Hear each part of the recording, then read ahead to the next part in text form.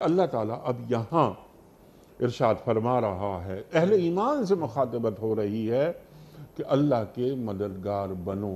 یہ اللہ کا مددگار یہ کیسے بنا جاتا ہے؟ سورہ صف میں یہ تیسرا خطاب ہے مومنین کو، یا ایہا الذین آمنو سے، اور ہم جانتے ہیں کہ ویسے تو سارا قرآن ہی ساری دنیا کے لیے ہے، لیکن جب اللہ تعالیٰ اسپیسیفکلی کہتے ہیں یا ایہا الذین آمنو، اے ایمان والوں، تو یہ خطاب اللہ کہلاتا ہے کہ اللہ تعالیٰ یعنی بڑا اسپیسیفکلی ایڈریس کر کے کہ میں آپ سے بات کر رہا ہوں کہ یہ ہے، یہ پہ میں کو انیق صاحب یہ ہے، اس کا مطلب بڑی خاص بات اللہ ہم سے کہنا چاہ رہے ہیں۔ تو یہ تین خطاب سورہ صف میں آئے ہیں، اور تینوں خطاب تقریباً ملتے جلتے ہیں۔ تو پہلے خطاب میں بھی اللہ تعالیٰ نے قول میں صدق کا کہا اور کہا اللہ کو ایسے لوگ پسند ہے جو ڈسپلن کے ساتھ اللہ کے راستے میں لڑتے ہیں، یعنی ایک سٹرگل۔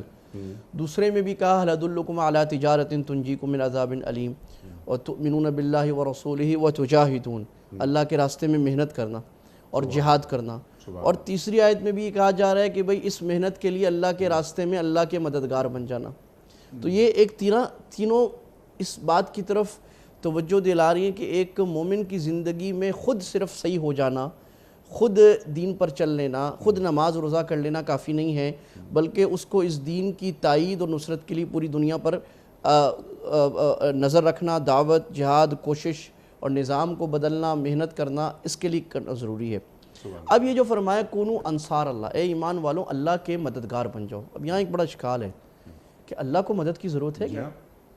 اللہ کو کیا مدد کی ضرورت ہے؟ یہ تو اگر ہم سمجھیں کہ اللہ کو مدد کی ضرورت ہے، یہ تو نعوذ باللہ اللہ سبحانہ وتعالیٰ کے شان میں کمی اور اللہ تعالیٰ کی قدرت کے خلاف بات ہو جائے گی۔ وہ جو محتاج ہو وہ تو الہ ہو نہیں سکتا۔ الہ اور خدا ہونے کی پہلی کوالٹی یہ کہ وہ محتاج نہیں ہے، اور بندہ ہونے کی پہلی کوالٹی یہ کہ وہ محتاج ہے۔